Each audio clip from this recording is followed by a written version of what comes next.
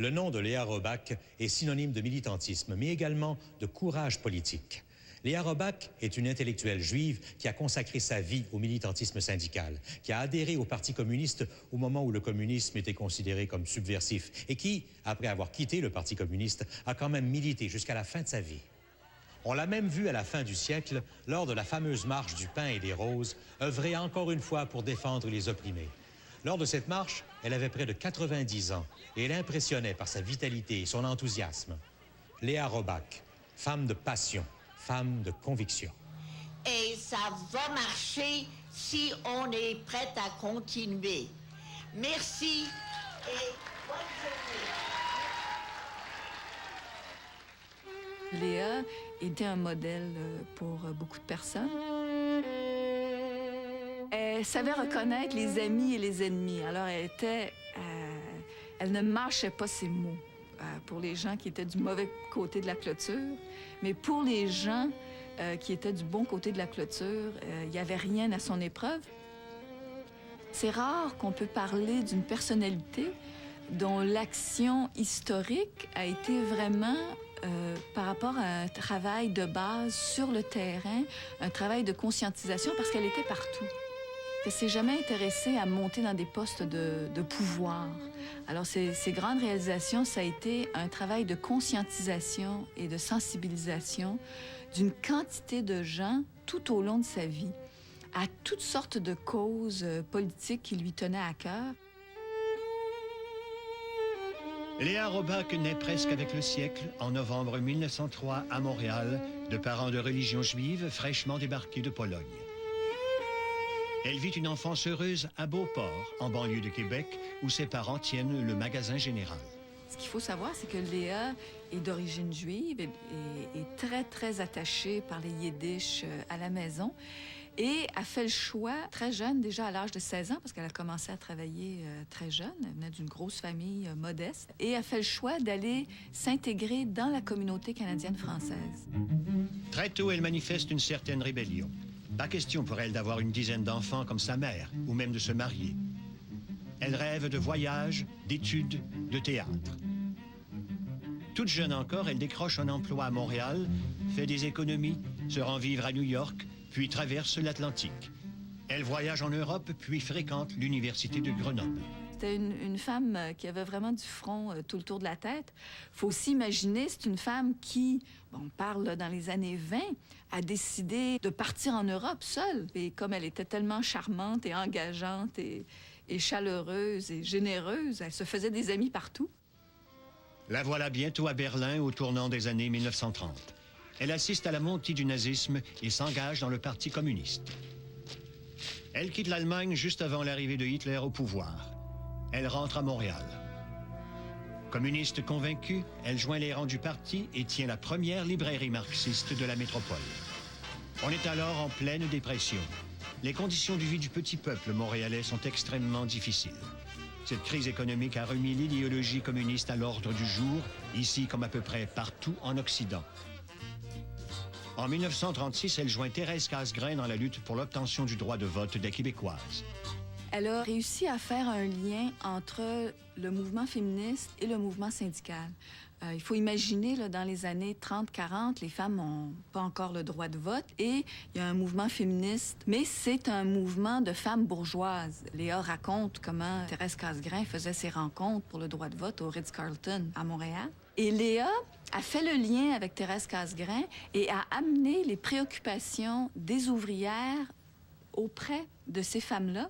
Alors, Léa a été une des très rares personnes qui a été très visionnaire de voir l'importance d'amener ces deux mouvements-là de force de changement à essayer de les relier. Et ça a été un rôle important qu'elle a joué. La même année, elle est embauchée par l'Union internationale des ouvriers du vêtement pour dames afin d'implanter des syndicats dans des usines montréalaises. Maurice Duplessis est alors au pouvoir et son gouvernement se distingue par un anticommunisme virulent et une très grande méfiance envers le mouvement syndical.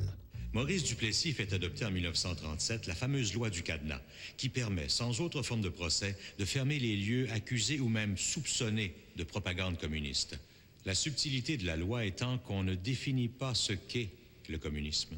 Elle racontait qu'il y avait souvent des descentes de police chez elle à cause de la loi du cadenas que Duplessis avait fait passer. Alors l'escouade anti-rouge débarquait souvent chez elle et sa mère, qui partageait pas ses opinions politiques, défendait toujours Léa et trouvait ça invraisemblable comment ça se passait, l'acharnement qu'on avait contre elle. En 1937, Léa parvient à faire descendre dans la rue 5000 couturières pendant 3 semaines. C'est l'une des premières grèves féminines d'importance au Québec et elle permet à ces femmes d'obtenir la reconnaissance syndicale ainsi que des horaires et des salaires plus décents. L'association de Léa avec le mouvement ouvrier durera longtemps. Durant la Deuxième Guerre mondiale, elle est à l'usine de la RCA Victor dans le quartier de Saint-Henri à Montréal. 4000 ouvriers, des femmes surtout, y fabriquent du matériel de communication pour l'armée canadienne. En 2 ans, elle obtient l'adhésion au syndicat de 95% du personnel qui signe une première convention collective.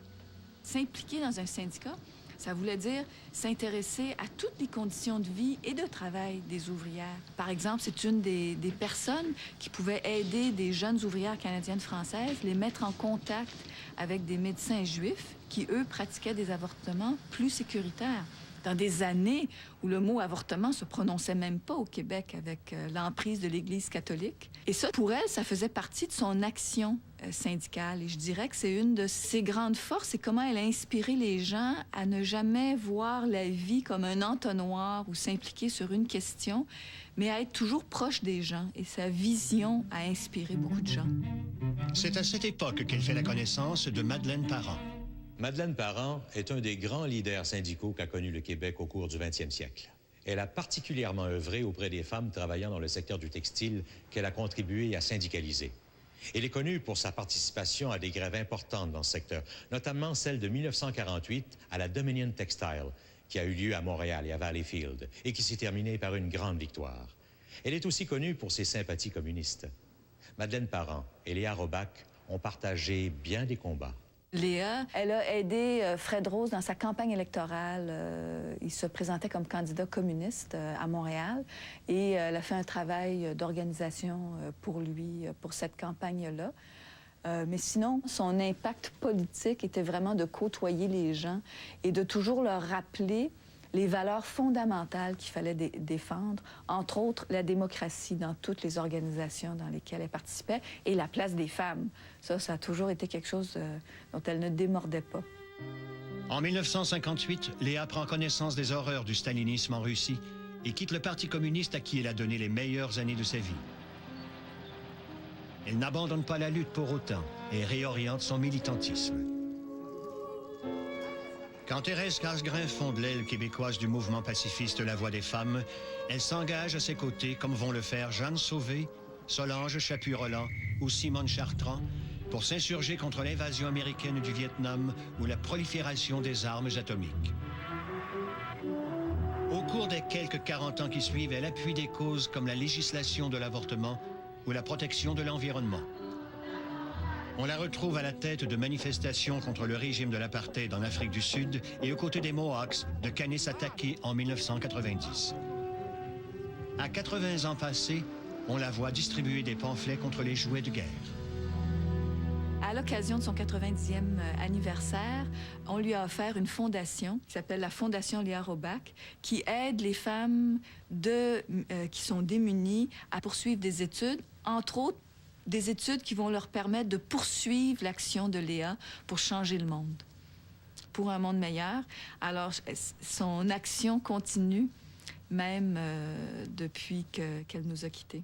Moi, j'ai pour mon dire, il faut avoir confiance aux gens. C'est ça.